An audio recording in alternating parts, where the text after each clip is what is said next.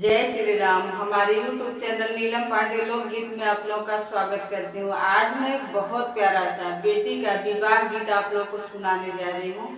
अगर अच्छा लगे तो लाइक शेयर सब्सक्राइब जरूर करिएगा और कमेंट करके बताइएगा कि हमारा विवाह गीत आप लोगों को कैसा लगा। जय श्री राम।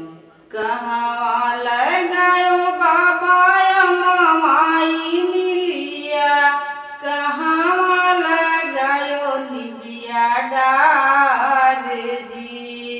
अरे कहाँ लगायो निबिया डार जी। दुअरे लगाई बेटी माई मिलिया, खिड़की पर निबिया डार जी। अरे खिड़की पर निबिया के डार जी।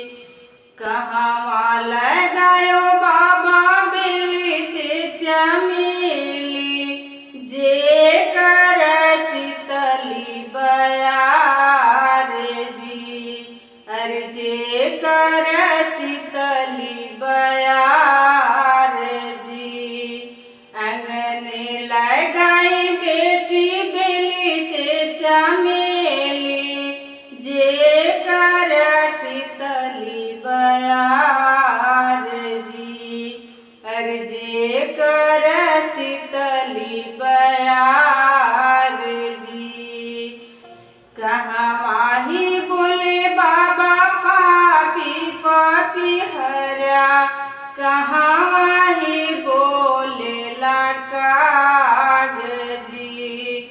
दुअरा पे बोले बेटी पापी पापी हरा, खिड़की पे बोले लाकाग जी।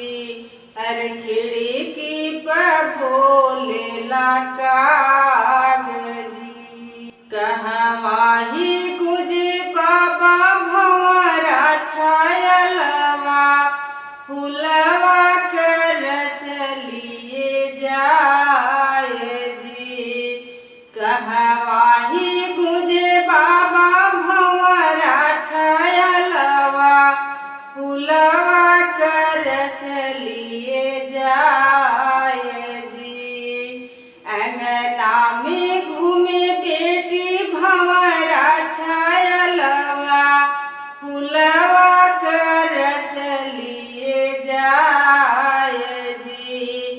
अंगना में घूमे बेटी भंवरा छायलवा, फुलवा के रस लिए जाए जी। फुलवा तोड़न गईलिन बेटी कवनी दे, भंवरा से गईलिन डेराय जी।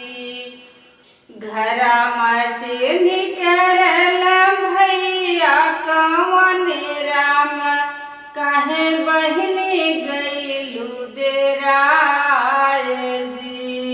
अरे काहे बहिनी गईलू डेराय जी।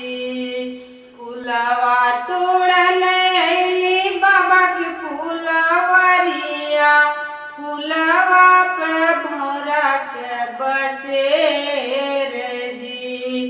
अरे फुलवा पे भौरा के बसेर जी।